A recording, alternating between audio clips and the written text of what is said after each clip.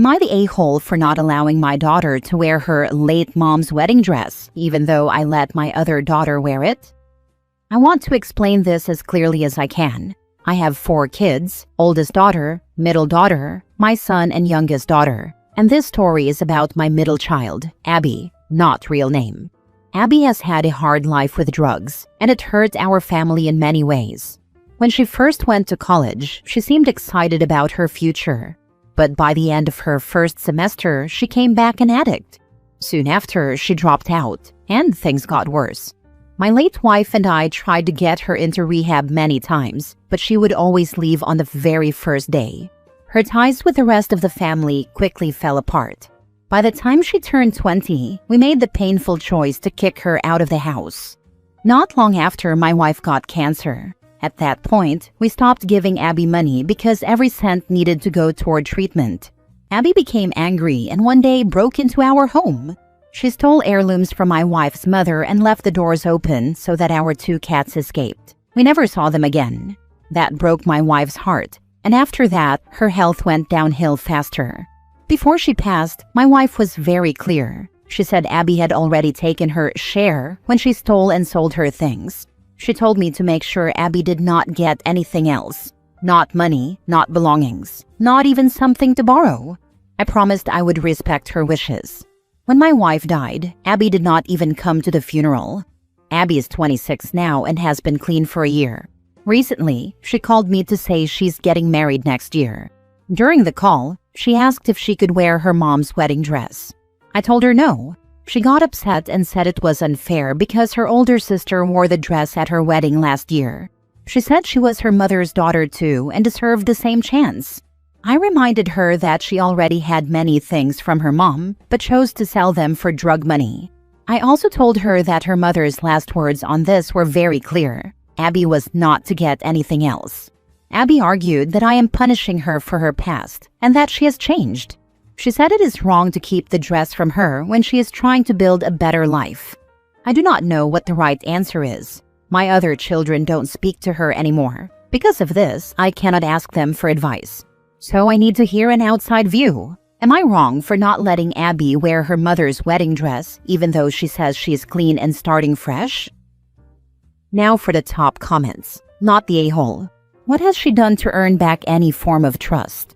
Yes, she's sober. But sobriety doesn't mean your relationship goes back to how it was.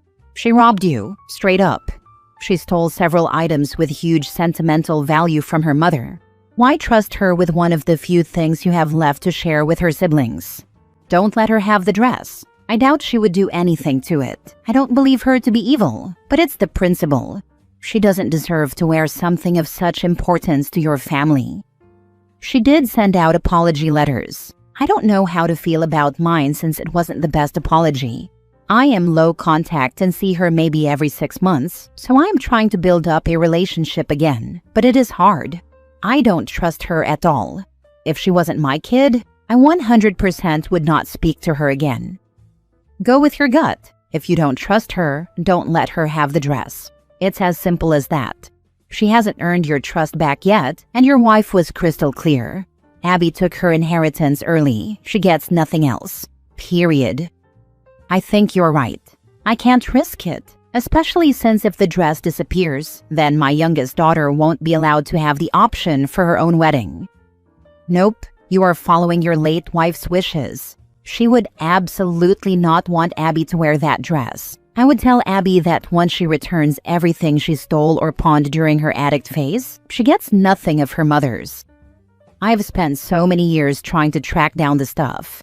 I have found 2 out of the collection, and they will be going to my 2 other daughters. I feel really bad for my son because he literally has nothing of hers. Next story. Am I the a-hole for refusing to listen to my stepmother's hurt feelings about my mom being present for my son's birth but not her? I, 29 female, recently gave birth to my first child, and my mom stood in for my husband, 28 male, as my birthing partner because while I was in labor, he was admitted to the hospital over medical complications he's been dealing with. We knew this was a possibility, so I asked my mom months ago if she would mind being there. My husband was with me through a screen, which wasn't the same, but I still had my support there. My mom and mother-in-law also stayed with us for several weeks after our son was born to help us out. My husband especially needed the help, and I was grateful to both of our moms for doing this for us.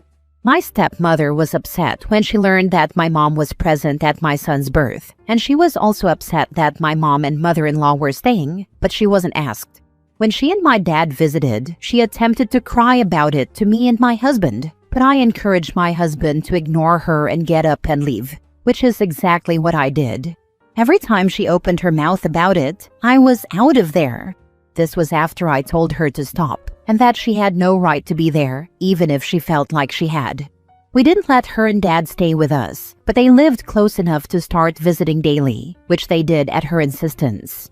She kept trying to make me feel bad, and I kept refusing to listen. One day last week, she told me I was cruel to dismiss her feelings so heartlessly, and I should know that after all the years of being my second mom, she'd be hurt badly by this. Some context on the family for those who need it. My parents divorced when I was 2, and my dad married my stepmother. I always use the formal stepmother versus the less formal stepmom. My stepmother expected to become my other mother, and started this very one-sided competition for it. She was always trying to make me split Mother's Day with Mom and her, and she would forever annoy me about doing Mother's Day activities together, even when she had kids of her own with my dad. When I was 12, my mom was diagnosed with cancer, and Dad and my stepmother swooped in and insisted I stay with them until Mom was better. They made her feel so bad for keeping 50-50 that she relented, but only with a written agreement in place that I would be back to 50-50 once her treatment stopped. Unfortunately, that took 3 years because she had many complications along the way. During that time, my stepmother would always make it clear that she was there and not my mom, that she was dealing with the toughest child-raising ages. She put pressure on me to appreciate her for stepping up while Mom was sick. And she always made digs about how she didn't need a break from raising me and stuff, which felt so disgusting to me back then and still to this day. It was predatory the way she was around that. My mom was fighting for her life, and this woman tried to steal me as her daughter and attempted to paint herself as the better person because she was able to do more. I didn't appreciate her for it. In fact, I grew to hate her. My dad and I had a lot of fights about it and the pressure he and that woman put on Mom. It's something he apologized for and has attempted to make up for. He hasn't fully, but I still love him, and Mom said a part of her understands because she didn't want me to feel obligated to care for her while she was sick either. He even accepted me living full-time with Mom after she got better, and I would visit him some weekends. My stepmother hated it, but I ignored that because to me she had no say over my life. She was not my real parent. She was not someone I respected. And she was only in my life as long as my dad is, or as long as she's married to him. After my stepmother called me cruel last week, I told her she was not welcome in my home anymore and we would have very limited contact for a while, because I was not listening to her complain about the birth anymore. I said I had my mom and my child's other grandmother there, and she had no business insisting she should be there. I said her feelings are her own to deal with, not mine. Am I the a-hole? Not the a-hole. You gave birth, not a popularity contest award. And boundaries aren't optional. Having a baby is about your comfort, not her feelings. Period. Not the a-hole, but your father's wife? Big a-hole. And your father? Also an a-hole for the way he let her behave around you and treat you while your mother literally fought for her life. This woman is vile. Sorry, not sorry. She deserves a special place in hell if there is one. To act like a person battling illness is somehow an awful parent because they're tired and don't have the capability to do as much is evil. I always thought that. I sure hope if she ever gets sick, she has people willing to be kind because I won't be helping her. I'm honestly surprised you let her in your home at all after what she did to your mother. She is not someone I would have any relationship with at all. I only have her in my life because of my dad. But trust me, I am asking myself if it's worth it, and if I'll continue to allow either in. Next story. Am I the a-hole for asking my sister to give me my money back after her husband made fun of my wife's scars? My sister borrowed money from me almost a year ago for her husband's surgery and health care. They couldn't afford it, so when my sister asked me for financial help, I was hesitant. But I helped her because she's my sister, and helping her husband would mean helping her as well. I told her back then that I was hesitant, but I would help. She said she'd return the money in 3 months, but she didn't, and I didn't ask her either. So now I brought it up again. I wasn't planning on asking her to return the money, but her husband made fun of my wife's scars. My wife has small scars on her hand. It's not serious, just small scars she inflicted on herself when she was 15.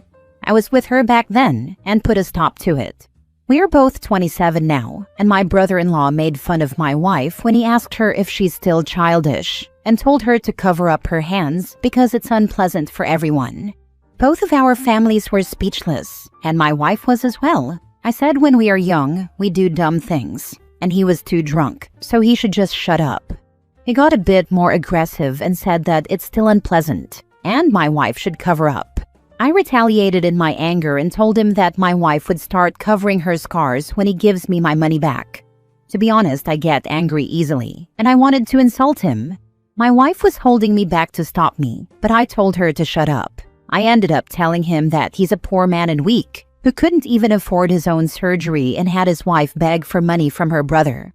He got even angrier and said he would give me my money. I said, "Do it right now," but you can't because you can't even walk properly. Our families were interfering, and my sister was crying. I shut my mouth because I didn't want my sister to cry. Since then, my sister has been asking me to apologize because I hurt his ego, and he's in a foul mood and depressed. I told my sister that I will never apologize, and he needs to apologize to my wife. I also told her that both of them owe me money, and I want it back as soon as possible, and I don't care if they are poor. Now for the top comments. Not the a-hole. Okay, telling your wife to shut up is not okay, but I also get the fact that you were defending her and wanted to hurt him. I get the anger when it comes to protecting family. When someone goes low on my family, I scrape the barrels of hell. Exactly this. The shut up part was not cool, but emotions were running high and you reacted in the moment. When someone disrespects family like that, especially in such a cruel way, it's hard not to go for the jugular. Totally get where you're coming from. Not the a-hole. It is difficult to overcome the stigma of self-harm scars. I have many, and they're covered in various ways. If someone mocked my inability to manage my life, I think it would break me again. No matter how old I get, my attachment to living is tenuous at best. My husband, light of my life, knows this and can be very, very protective. It doesn't matter who it is, he will absolutely fight for me. You are not in the wrong. Your wife will always need you in her corner. Remind your family that the things that can drive you to self-harm can happen instantaneously. Make them remember that. Take from them the same dignity and respect they took from your wife. I stopped covering mine up. Let them stare. I survived things most of the people staring can't even comprehend. I survived my own mind trying to kill me on a daily basis. Every time someone makes a mean remark about my scars, I either give them a long, disdainful stare or ask them if they feel better now, because the comments say more about the people commenting than they do about you. Last story. Am I the a-hole for insisting my husband calls our daughter by her given name? Me, 30 female, and my husband, 35 male, have been together for close to 5 years, married for 2, and just had our first daughter, Hana. I am from Japan. My husband is European, and this will be important for the story. Before Hana was born, my husband and I had several long discussions about names. My husband was very vocal about wanting to name our first daughter Lily. He said he always loved the name and always imagined a potential daughter named Lily. I like the name, but I grew up in Japan. Because of that, I'm not able to pronounce some Western sounds properly, L being one of the worst. I told my husband I felt uncomfortable about giving our daughter a name I would be unable to pronounce properly. He was disappointed, and we talked about it multiple times. He suggested I could try speech therapy, which I was prickly about because I don't feel like I have a speech impediment. It's just the way I was raised. Eventually, we agreed on the name Hana, which is also a flower name, and he seemed happy enough about it. Long story short, now that all 3 of us are home from the hospital, I caught my husband calling our daughter Lily when they're alone. He never calls her that when other people are around, only when it's just the two of them.